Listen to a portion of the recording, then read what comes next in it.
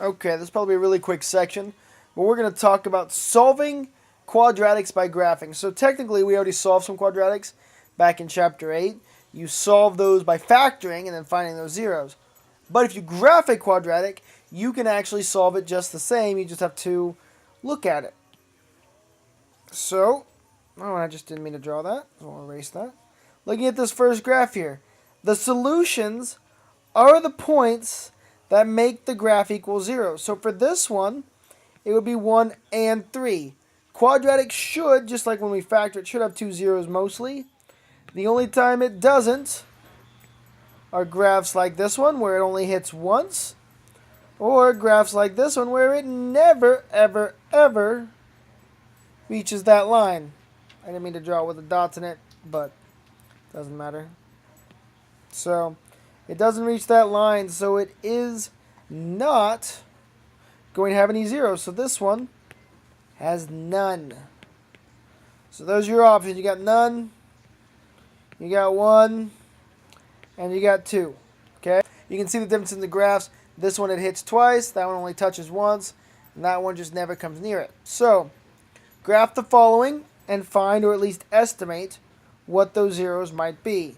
So we'll review what we already talked about. Let me do this right. Negative and a 2. B value makes that a positive 4. The A value, which is a 1. Then I'm going to evaluate that, which equals 2. So that's my X value. I'm going to plug that in. So I get 2 squared, which is 4. 4 times 2 is 8. Plus 4. Oh, and that equals 0. So I'm going to go over here. 2, 0 would be this point. And I need to make that a little smaller to make this actually graphable. Then I go up 1 over 1. Over 2 up 4. These are the graphs where you find the vertex right on the point, where you find the 0 of only one of them, which is 2 in this case. Okay, let's graph this second one. Doing the same thing. I need a negative. Need a 2. There's my B value. Once again, has a 1 in front, so I'm nice. 6 divided by 2 gets me 3 to start off my X value. I'll plug that in. 3 squared is 9. 3 times 6 is negative 18. Plus 9.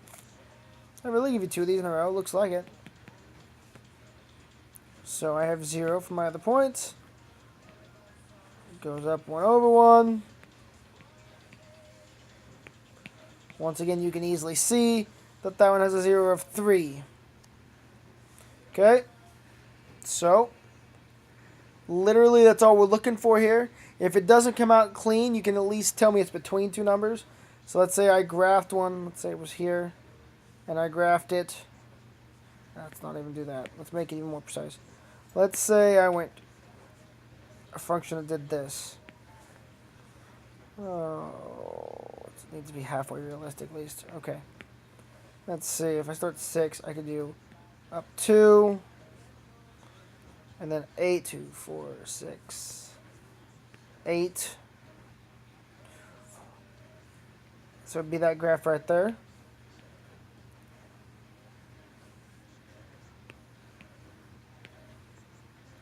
Which, at the very least, right, you could say the 0 has to be something between 3 and 4. And between 6 and 7. So, even if you can't pick it up exactly, getting close, being able to estimate is oftentimes helpful. Alright? So it is a nice short video. If you have any questions, you can always email me or come see me in the morning. Otherwise, have a good evening. I'll see you soon.